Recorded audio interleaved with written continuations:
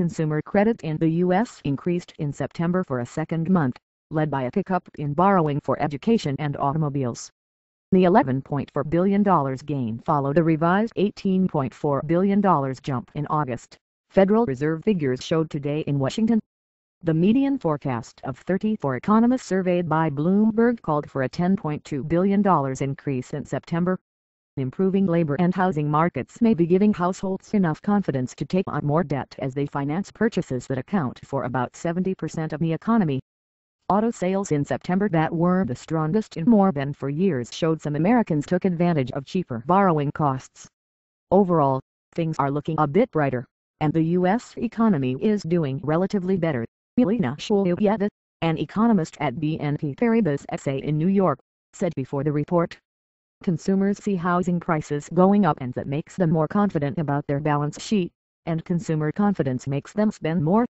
Estimates in the Bloomberg survey for consumer credit ranged from gains of $7 billion to $19.5 billion after a previously reported August gain of $18.1 billion. The consumer credit report doesn't track debt secured by real estate, such as home equity lines of credit and home mortgages. Auto sales non-revolving debt, such as that for college tuition or auto purchases, increased $14.3 billion in September after a $14.1 billion gain in August.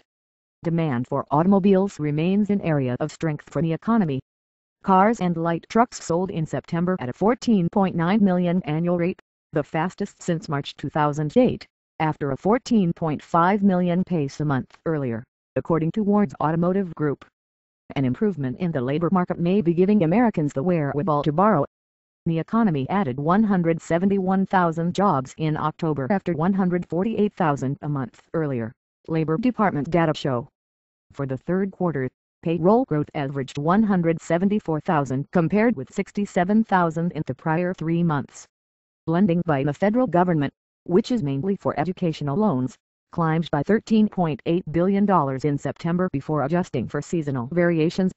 President Barack Obama, elected yesterday to a second term, signed into law on July 1 a bill that kept student loan interest rates from doubling. Revolving debt, which includes credit cards, decreased by $2.9 billion in September after a $4.3 billion increase. Revolving credit has declined in 3 of the 4 months to September. Credit card spending is the easiest portion of consumer spending to contain, because it's revolving, and because many of those related expenses are discretionary. Guy Lebas, chief fixed income strategist at Janney Montgomery Scott LLC in Philadelphia, said before the report.